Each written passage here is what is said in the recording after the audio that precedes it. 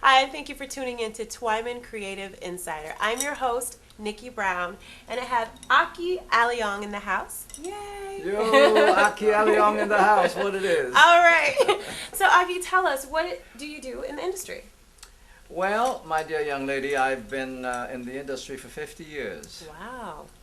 And I've been an activist, actor, writer, hit singer, producer, movie producer, record producer, I've written songs. I've also directed a movie which is coming out and Awesome. What's the name of your movie? It's called Chinaman's Chance. Chinaman's Chance. Yeah, and when does it come out?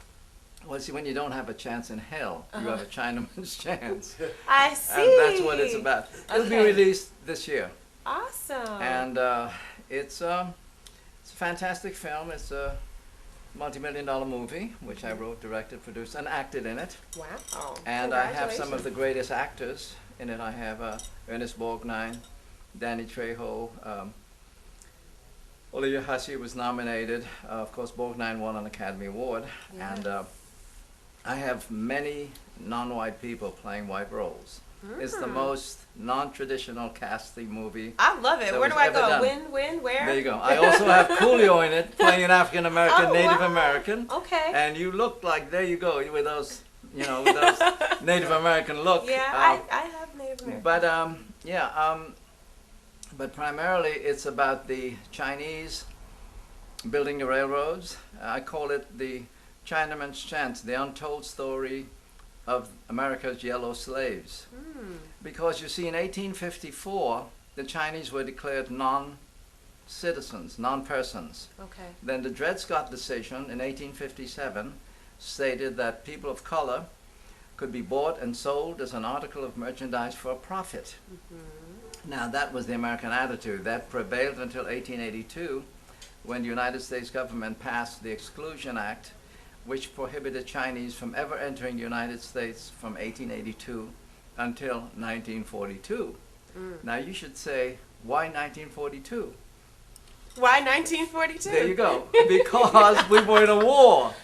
And the United States needed China to be on the side of our side, right? Right. However, the Chinese were the only race ever targeted and banned.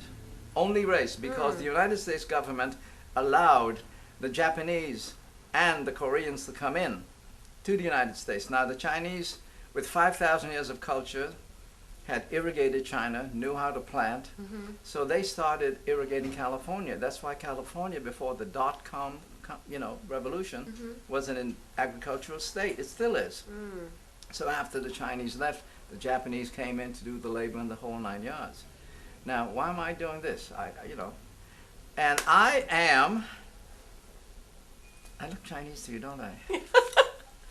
I don't know. I mean, I'm not. Yo, what it is, man? If I say, do you think that I could be anything else? Now, you got Indian blood in you because I can look and I can see. You remind me of my nieces with their nice tan color and their convertible hair, which they can do whichever way they want to. That's true, yeah. Yeah, because I'm a West Indian. Oh. Yeah. And are you familiar with West Indians? But they might not be, so why don't you let us know Well, about that? now, the African American Revolution, or the Black Revolution, when I came to this country, my mother said, son, you can't call people black, you got to call them Negroes. I said, Ma, what's a Negro? Because where we come from, God made us what we are. Right. I'm Chinese, Spanish, Portuguese, Caribbean, and black. Everybody on my side married to the black side, so that's why you look like my family. See, yo, Mama. Maybe I am family. There you go. Family. Well, we will be. So, when you look at the experience, the black experience, Marcus Garvey was the first West Indian actually to say, let's go back to Africa in terms of the modern day. Right. Now, and then of course, who supported the movement? We have people like Harry Belafonte, who's a West Indian. I don't know. You have Sidney Poitier, who's a West Indian. You also have Stokely Carmichael. Now, for you young people who don't know, Stokely Carmichael was one of the first people to come up with I'm Black and I'm Proud. You ever heard of SNCC, the Student Nonviolent at Howard University? See, now you don't know, but how come I know about it? I don't know. Because I've been an activist all my life. Awesome. And I grew up in Bed-Stuy. Reverend Al Sharpton is my buddy. We hung out together. I mean, I didn't know what a white society was till I got into show business. Wow. Because I grew up on the black side, you Okay. see. So How so- was that for you? That I mean, how was that? transition from knowing all it was that ve- and then coming It was here. very difficult because when I went to college, I was one of the only guys in a gang that was going to college, right? Out of Bed-Stuy. You ever been to Bed-Stuy? Yes, I Well, I'm have. from Bed-Stuy. Mhm. Anyways, so That's interesting. we used to have there's always the railroad tracks, right? Mhm. So when I went from Boys High to Brooklyn College, which was in another section, Okay. every time we passed the railroad tracks, I got paranoid because I would never go that side of town. You know what I'm saying? Okay, yeah. So I mean, it was kind of funny going up on the black side and then having to go to a white That's college. right. It was kind of strange. But Yeah. so I'm kind of a strange person. I mean, I've been in the record business. I mean, I was the first. I guess you look at me, you think I'm Asian, and so I'm all that mixture. But I had a hit record. Mhm. So if people want to find out, I mean, I had the #1 record in Los Angeles in 1961. What was it? It was called Trade Winds. Trade wind. Now, Trade Winds, interesting enough, of course, I come from a tropical island, right? Uh-huh. It goes, trade winds, take me home to the land where I belong. Hey, hey, hey. I said, trade winds. So I had like that it. group. Right? It was Okay. a calypso R&B thing. Uh-huh. Anyways, but it was a hit. It was the first hit on Frank Sinatra's label. Awesome. And he was very upset at me because I did a movie called Never So Few Okay. with Sinatra, Steve McQueen, Charlie Bronson, Peter Lawford, the whole clan, on and on and on. And he formed his record company, and I went to record for him. And I had the hit, and he didn't have a hit.